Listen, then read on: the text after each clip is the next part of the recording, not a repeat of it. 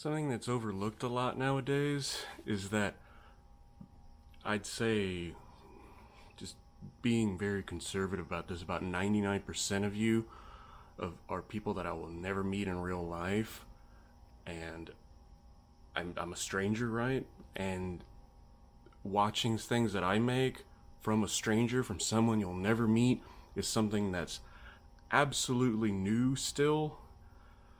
YouTube has made it so that way you think, oh well, there's a lot of people I won't meet, but I'll get to know them, I guess. But you don't know me in real life, which is odd.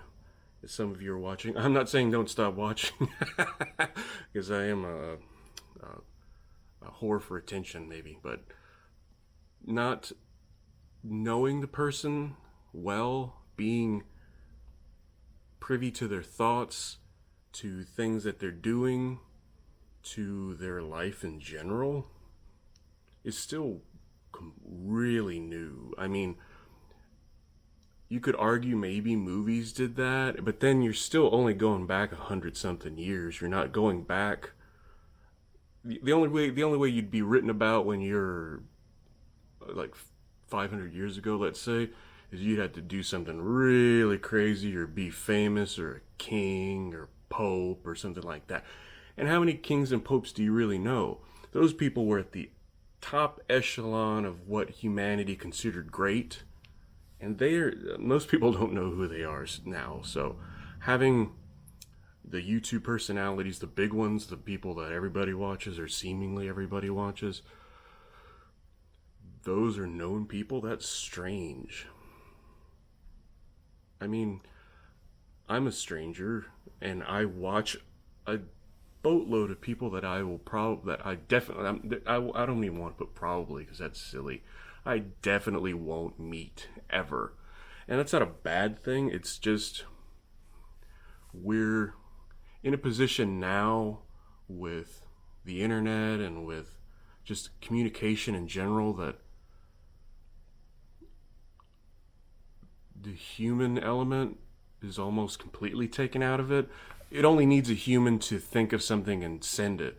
All the other mechanics between it are not anything that humans normally deal with. I mean, I guess if you make the app or something that, like if you make the YouTube platform, then you do it, but that's a tiny percentage of people.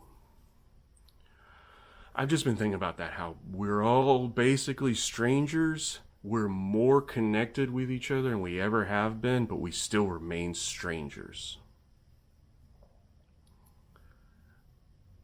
We're only programmed to like recognize a small group of people. The number is 150,